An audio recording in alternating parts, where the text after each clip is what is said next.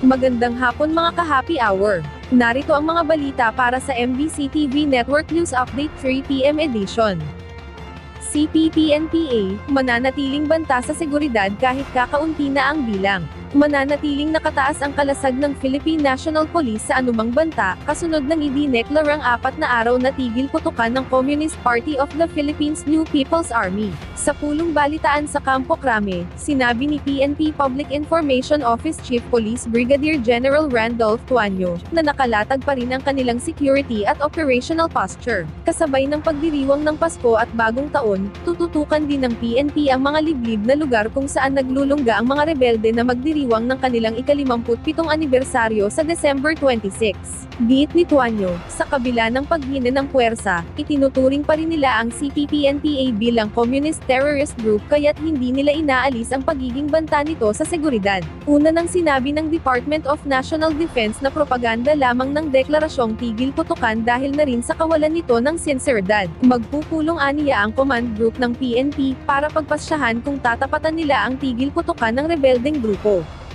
Nag-result po ng usapan ng national leadership ng Philippine National Police na nananatili po yung ating security at operational posture sa pagpapatupad po ng operations against po sa kanila po.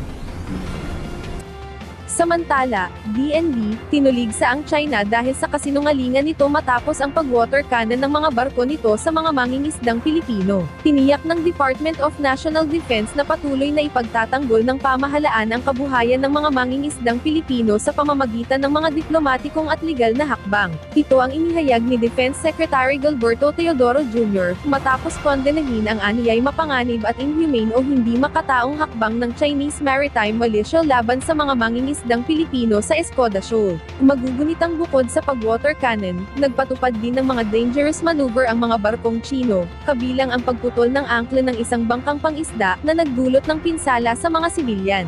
Ayon sa kalihim, iligal at walang batayan ang pag-angkin ng China sa soberanya ng Pilipinas sa lugar, at idiniit na saklaw ito ng United Nations Convention on the Law of the Sea at ng desisyon ng 2016 Arbitral Tribunal.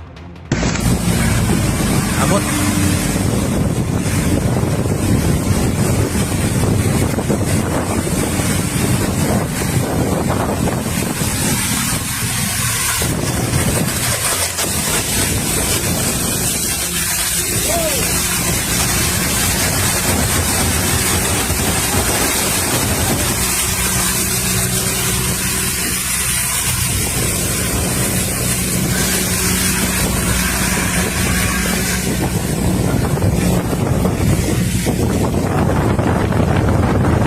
At yan ang mga balita para sa MBC TV Network News Update 3 PM edition.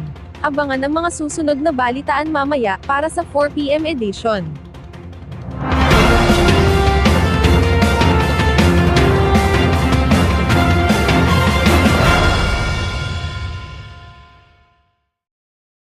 Mga ka-happy hour, kung gusto mong manood ang mga balita sa MBC TV Network News Update, mag-subscribe sa aming YouTube channel, i-like ang aming Facebook page, at i-follow sa aming TikTok account.